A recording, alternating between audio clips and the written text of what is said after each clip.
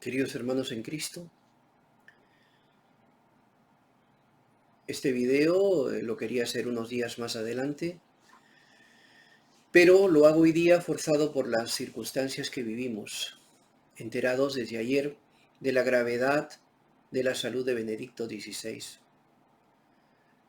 Su gravedad y de pronto su partida a la casa del Padre, si así Dios es su voluntad,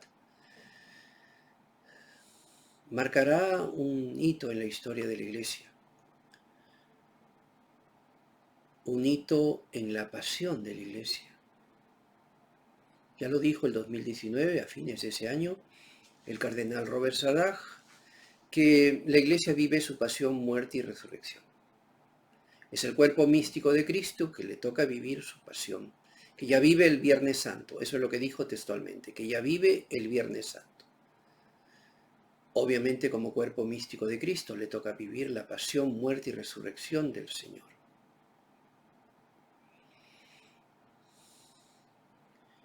Y este hecho, la gravedad de Benedicto, su posible partida a la casa del Padre, es parte de la pasión de la Iglesia, camino al Gólgota, camino a abrazar la cruz,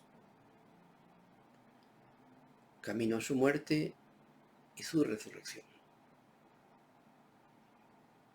Porque las puertas del Hades no prevalecen sobre ella, como no prevalecieron sobre Jesús.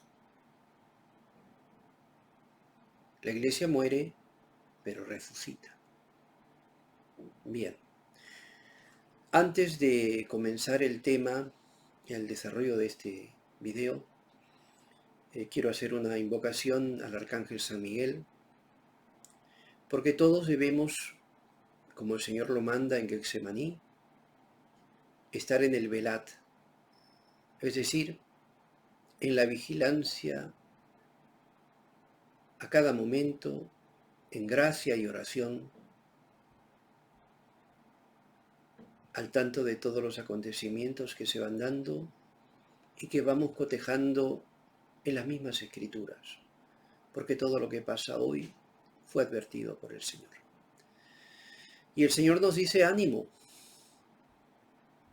porque estos dolores de parto son para que la Iglesia vuelva a florecer. Tenemos que pasar una gran tribulación, una gran purificación, y tenemos que tener la fe de los mártires, porque no alcanzamos la gloria si no abrazamos la cruz. No compartimos la victoria del Señor, porque Él ya venció, si no abrazamos la cruz. Bien, entonces vamos a hacer la oración que compuso el Papa León XIII, luego que el Señor le regalara una visión tremenda, terrible, de los acontecimientos por venir, de lo que iba a pasar en la Iglesia. Obviamente Él antes había ya constatado que la Iglesia ha sido infiltrada, y muchos papas lo han ido aseverando hasta la afirmación tan rotunda de Pablo VI, que dijo que por una rendija de la Iglesia había entrado el humo de Satanás al templo de Dios. Bien, dice así entonces, oramos. Oh glorioso príncipe de la hueste celestial San Miguel Arcángel, defiéndenos en la batalla y en el terrible combate que estamos librando contra los principados y potestades del aire, contra los dominadores de este mundo tenebroso, en contra de todos los espíritus del mal. Ven en ayuda del hombre a quien Dios Todopoderoso creó inmortal, hecho a su imagen y semejanza, y redimido por un gran precio de la tiranía de Satanás. Pelee en este día la batalla del Señor, junto con los santos ángeles, igual que combatiste al líder de los orgullosos ángeles, Lucifer, y a su hueste apóstata, quienes no tuvieron poder para resistirte, y tampoco hubo ya lugar para ellos en el cielo. Esa cruel serpiente antigua llamada el diablo Satanás, que seduce al mundo entero, fue arrojada al abismo junto con sus ángeles. Mira, este enemigo, primitivo y asesino del hombre, ha tomado fuerza transformado en un ángel de luz. Anda alrededor del mundo con una multitud de espíritus perversos, invadiendo la tierra para olvidarnos de Dios y borrar el nombre de Jesucristo, para apoderarse, asesinar y arrojar a la eterna perdición las almas destinadas a la corona de la gloria eterna.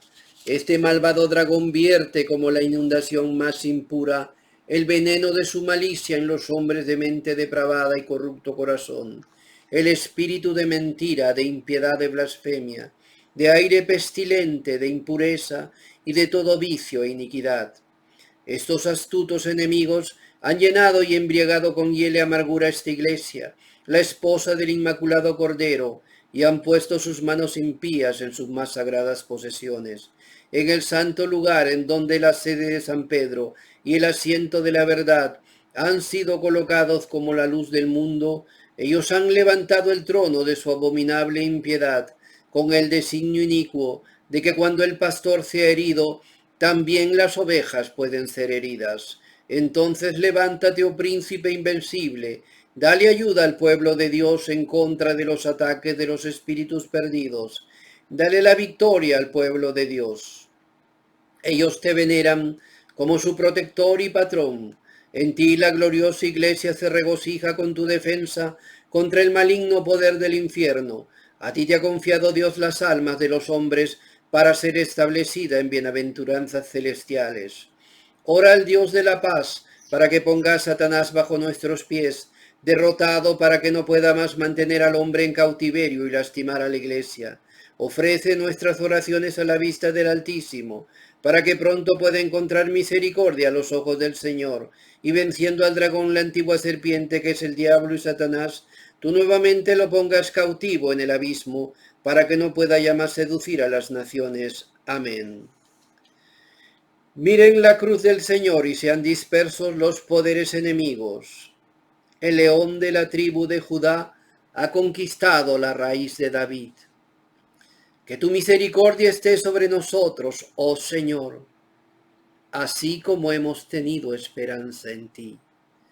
Oh Señor, escucha nuestra oración y deja que mi llanto llegue a ti. Oh Padre Celestial, suplicantes imploramos tu clemencia, para que por la intercesión de la siempre Virgen María, Inmaculada Madre nuestra, y por el glorioso San Miguel Arcángel, en el santo nombre de tu Hijo Jesucristo, te dignes, Padre misericordioso, ayudarnos contra Satanás y todos los demás espíritus inmundos que andan por el mundo para hacer daño a la humanidad y para arruinar a las almas. Padre justo, danos sobre los enemigos despiadados de tu pueblo la victoria para alcanzar la gloria de tu reino. Amén. Bien, bien hermanos. Como les decía, pues los acontecimientos nos van a veces ganando. Tenemos que ir al compás de los signos de los tiempos. El velad del Señor nos invita a estar atentos a cada uno de los signos que se van dando. Alertar a los hermanos a despertar a aquellos que se han quedado dormidos en esta noche oscura de la fe. Ya dijo el Señor que vendrá como un ladrón en la noche. Y entonces nosotros tenemos que estar como las vírgenes prudentes, con su buena ración de aceite, que esto nos habla de la gracia, es decir, que nuestra alma esté revestida de gracia para que en medio de la noche oscura de la fe nosotros no perdamos de vista el camino al encuentro con el Señor. Que no nos pase como las vírgenes necias, que no vivieron en la gracia y por eso no tenían el aceite y en la oscuridad se perdieron y llegaron tarde. Bien, el tema del catejón es un tema que ha sido un misterio para la Iglesia, pero nosotros tenemos al Espíritu Santo. El Señor nos dio la promesa que enviaría al Espíritu Santo para que acompañara a la Iglesia para llegar a la verdad plena. Por eso el Espíritu Santo a lo largo del tiempo, a lo largo de la historia de la salvación, nos va ayudando a entender cada vez mejor como Iglesia la revelación, ¿no? la revelación. Así pues, en Tesalonicenses se habla de algo que retiene, de algo y alguien que retiene la manifestación del impío, del hijo de la perdición. Esto lo dice en el contexto de la llegada del anticristo, que primero tiene que venir la apostasía y luego tiene que ser removido aquel que retiene la manifestación del impío, del hijo de la perdición. En nuestra historia eclesial, pues al principio los padres de la iglesia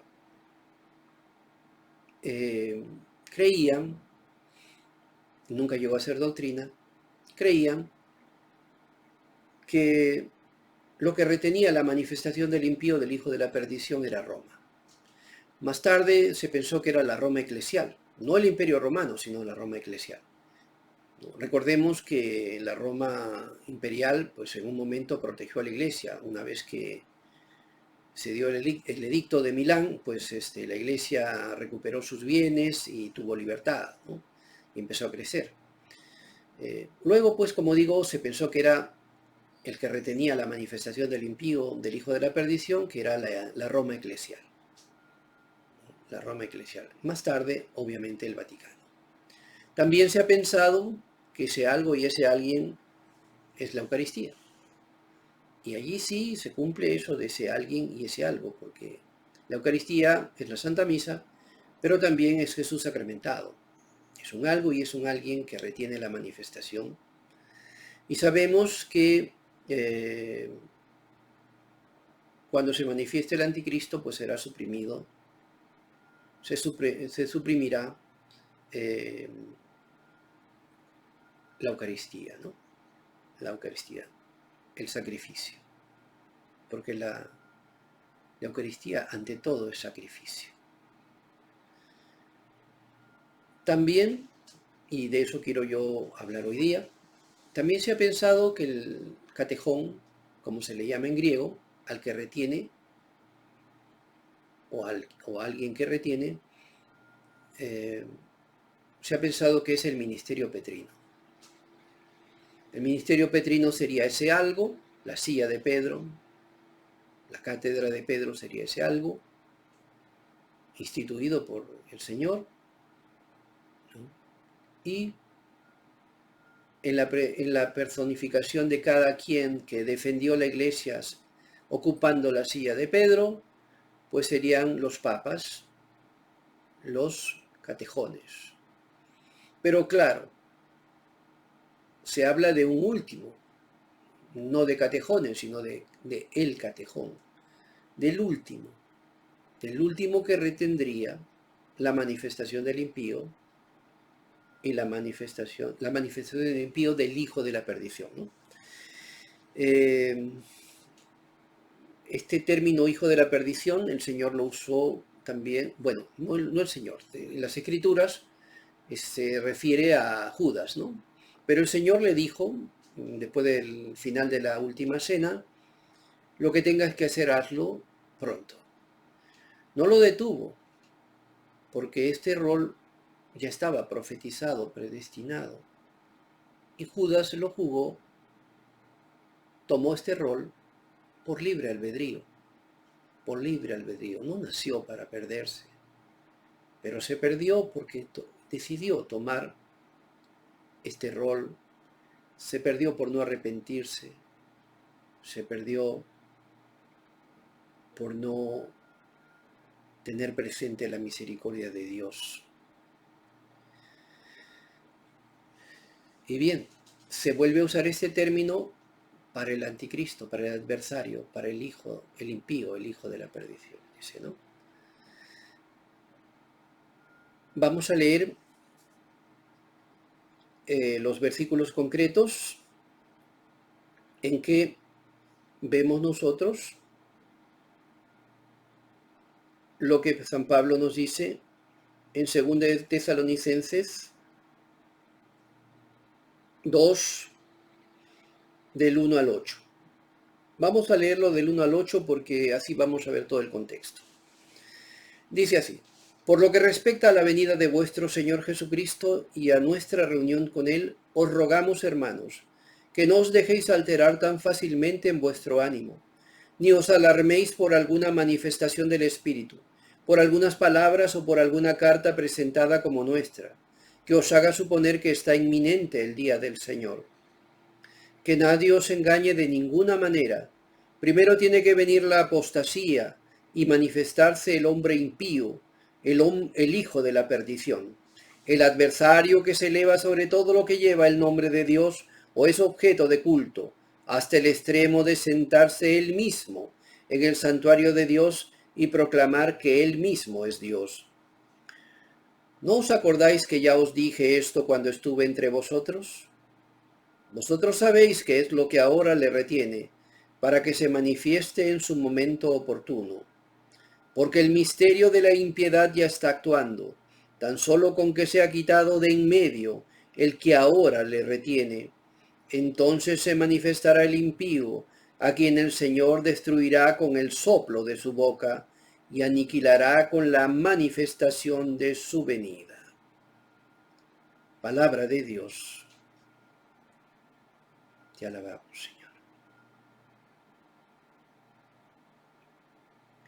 Bien, aquí en el versículo 6, pues se habla de lo que lo retiene, es decir, de un algo que retiene la manifestación del impío, del hijo de la perdición. Pero en el versículo 7 dice, porque el misterio de la impiedad ya está actuando, tan solo que se ha quitado de en medio el que ahora le retiene. O sea, se habla de alguien. En buenas cuentas, se habla de un algo y de un alguien que retiene la manifestación del impío, del hijo de la perdición. Cuando hablábamos al principio, cuando decíamos que los padres de la iglesia pensaban que era Roma, pues no podíamos entender tanto ese alguien, ¿no? Porque Roma es una ciudad. Si se habla del Imperio Romano, estamos hablando de un gobierno, no estamos hablando de alguien en concreto, ¿no? Cuando hablamos de la Roma eclesial, estamos hablando de toda la iglesia, de la iglesia, ¿no? Y la iglesia es un conjunto, no es un alguien, ¿no? Pero claro, cuando hablamos de la Eucaristía, sí estaríamos hablando de un algo y de un alguien. Porque el culto es algo divino. Y también es alguien, porque la Eucaristía es la persona de Jesús sacramentada. Entonces se cumple el algo y el alguien. Sin embargo, también se ha llegado a pensar que se trata del ministerio petrino, que el catejón es el ministerio petrino, que el ministerio petrino es el algo y cada uno de los que ha ocupado la silla de Pedro es el alguien. Y obviamente,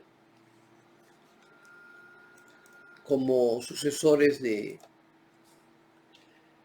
Pedro, pues han defendido la iglesia hasta un papa que antecede la llegada del anticristo.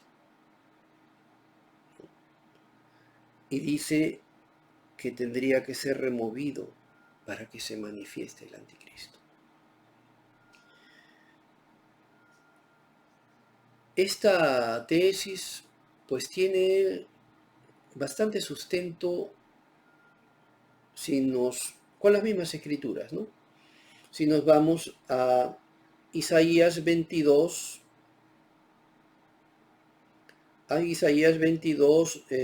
versículos del 20 al 25. Dice así: aquel día llamaré a mi siervo Eliaquín, hijo de Hilquías. Le revestiré de tu túnica, con tu fajín le sujetaré, tu autoridad pondré en su mano, y será él un padre para los habitantes de Jerusalén y para la casa de Judá. Pondré la llave de la casa de David sobre su hombro. Abrirá y nadie cerrará. Cerrará y nadie abrirá. Le hincaré como clavija en lugar seguro y será trono de gloria para la casa de su padre. Colgarán allí todo lo de valor de la casa de su padre y sus descendientes y su posteridad. Todo el ajuar menudo, todas las tazas y cántaros. Aquel día, oráculo de Yahvé Sebaot, se removerá la clavija hincada en sitio seguro, cederá y caerá, y se hará añicos el peso que sostenía, porque Yahvé ha hablado. Este pasaje va a prefigurar la institución del ministerio petrino que el Señor lo va a realizar con Pedro. Aquí Dios le dice a David que va a revestir a su siervo Eliaquim con todos sus poderes, ¿no? Y que le va a dar lo va a ser padre de Jerusalén y le va a dar las llaves de Jerusalén. Y podrá cerrar y nadie cerrará, y podrá abrir y nadie abrirá, ¿no? Lo mismo hace el Señor con Pedro, ¿no? Cuando le entrega las llaves del cielo. Así pues, Pedro también, si lo entendemos unido a este pasaje de Isaías, nos puede quedar más claro que Pedro es hecho padre de la Jerusalén, pero no de la Jerusalén de la tierra, sino de la Jerusalén celestial, del cielo, de la entrada del cielo para los hombres. Por eso le da el poder de atar y desatar, ¿no? De atar todo lo que ate en la tierra será atado en el cielo, todo lo que desate en la tierra será desatado en el cielo, ¿no? Pero aquí vemos, pues, viendo este pasaje de Isaías 20, 22, 25, perdón, 22, 20, 25, Isaías 22, 20, 25, que también a Eliaquim, al siervo, lo hace clavija, que introduce en un lugar seguro y que será trono para la gloria del Padre y que sostendrá a sus descendientes, dice aquí, y su posteridad. Todo lo de valor de la casa del Padre, sus descendientes y su posteridad, o sea, hasta nuestros tiempos. Todo ajuar menudo, todas las tazas y cántaros, todo lo sagrado será sostenido por este siervo que es colocado como clavija. Pero también dice, aquel día, o sea, habla del futuro, oráculo de Yahvé, para darle sentido profético, se removerá la clavija, hincada en sitio seguro, cederá y caerá, y se hará añicos el peso que sostenía, porque Yahvé ha hablado. Entonces, pues, aquí vemos perfectamente calza, como podríamos decir, el algo como el ministerio petrino que Jesús instituye con Pedro. El sitio seguro es la cátedra de Pedro, el sillón de Pedro, ¿no? Sobre el cual, porque Él es la roca, ¿no? Se va a sostener todo, todo, todo lo sagrado, todo lo divino, que es la iglesia, que es la iglesia. Pero que en un momento será removido, cederá y caerá. Así pues hay un papa. Así pues, bueno, vamos a hablarlo en sentido condicional, ¿no? Así pues habría un papa que al final de los tiempos, antes de la aparición del anticristo, es removido, cede y cae. Removido del lugar seguro. Cede. ¿Qué cede? Los poderes que tenía. y cae. Claro, podríamos pensar que cae porque es asesinado, porque, digamos, la maldad planea su muerte. Pero no, las cosas de Dios, Dios las maneja, Él maneja los tiempos. El mal puede establecer agendas. De hecho, las guerras, las plagas, el hambre, todo lo que nos habla Apocalipsis 6, por ejemplo, todo eso es parte de la agenda del mal y ya lo vemos. Sin embargo, los tiempos los controla Dios y permite solo aquello que corrobora lo que el Señor mismo desde siempre supo. Nada lo sorprende a Dios, Dios todo lo sabe. Dios nos ha advertido lo que viene, lo que pasará. Entonces también fue una advertencia para nosotros esto del catejón, que estemos atentos. ¿Cuál es el papa que es removido? ¿Cuál es el papa que cede? ¿Cuál es el papa que cae? Entendamos esto. Podríamos entender la remoción como el forzamiento que Dios permite para que él dé un paso al costado, que es lo que pasó con Benedicto XVI. Para que él ceda poderes. Y conforme pasa el tiempo, obviamente, ese ceder de poderes permita que el mal se asiente más y pueda socavar la iglesia. Porque el anticristo necesita de su iglesia, de su propia iglesia. Es el mono de Cristo. Y entonces tiene que tener su falsa iglesia, su iglesia del mundo, ¿no? Y ya el Señor nos advirtió en el mismo 2 de Tesalonicenses 2:3 que antecede al anticristo la apostasía. Y el catecismo de la iglesia en el 675 nos advierte que en el asalto del mal habrá una impostura, se gestará dentro de la iglesia una impostura religiosa. Lo vemos, lo vemos. La iglesia, pues, así empieza a vivir su pasión, muerte y resurrección. No sé si muere, pero resucita. Por eso debemos verlo con ánimo, porque sabemos el final. El final es de victoria, Cristo vence. Y a nosotros nos toca abrazar la cruz para ser partícipes de esa victoria. No hay victoria sin cruz. Y este momento es importante, ¿no? Este momento es importante, porque parecería ser que Benedicto XVI es el catejón. Es el catejón. No voy a especular sobre si el documento que él hizo el 2013, en febrero del 2013, era propiamente una renuncia al munus, o no, o solo al munere, como dicen muchos.